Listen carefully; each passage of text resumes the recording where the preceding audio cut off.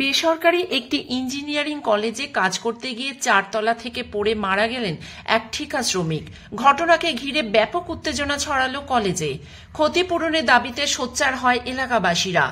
দুর্গাপুরের বিধাননগরে হাটকুমোর সংলগ্ন একটি বেসরকারি ইঞ্জিনিয়ারিং কলেজে কাজ করছিলেন শেখ হায়দার আলী নামে কাঁকসার বাসিন্দা বছর 25-এর এক ঠিকা শ্রমিক। দিন 10 আগে কলেজের 4 তলায় কাজ করার সময় পড়ে যান শেখ হায়দার। হাসপাতালে চিকিৎসা চলছিল তার। শনিবার রাতে ওই শ্রমিকের মৃত্যু হয়, কিন্তু রাজ্য সরকারের নিয়ম অনুযায়ী মৃত শ্রমিকের প্রাপ্য দেওয়ার বিষয়ে কেউ কোনো পদক্ষেপ নিচ্ছে না। না কলেজের পক্ষ থেকে না ঠিকা সংস্থার পক্ষ থেকে কোনো সাড়া শব্দ পাওয়া যাচ্ছে।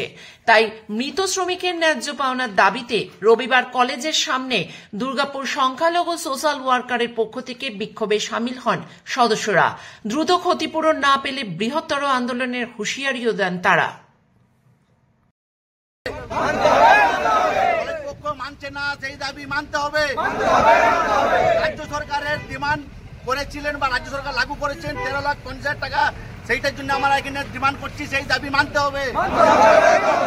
বডি এখানে গেটের সামনে রেখে আন্দোলন চলছে, চলবে। সিভিলের কাজ চলছে কলেজের ভেতরে। কোন কলেজ? বেঙ্গল কলেজ। হ্যাঁ, তারপরে খান বলে একটা কন্ট্রাক্টর আছে, সেই কন্ট্রাক্টরের আন্ডারে কাজ করছিল একটা কাঁকড়া গ্রামের ছেলে, কাকসার। সেই ছেলেটা 10 দিন আগে পরে অ্যাক্সিডেন্ট হয়, কাল রাত্রে সেই ছেলেটা মারা গেছে। কলেজের তরফ থেকে কোনো রকম কোনো রেসপন্স নেই।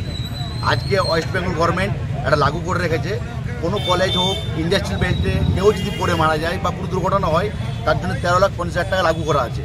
প্লাস 50,000 টাকা একটা মানে বার্নিং ঘাটের জন্যে বা মুসলিম ছেলে কবরস্থানে খরচের জন্য 50,000 টাকা লাগু করেছে।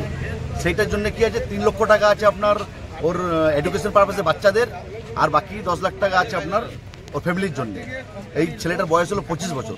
তার জন্য আজকে কোনো কলেজ পক্ষ বা আপনার কনেক্টর কোনো সাড়া দিচ্ছে না, কেউ পাশে আসছে না, কেউ সামনে দাঁড়িয়ে কথা বলছে না।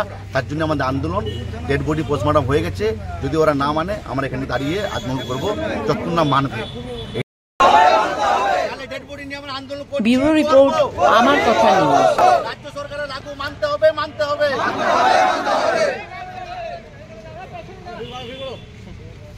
আরে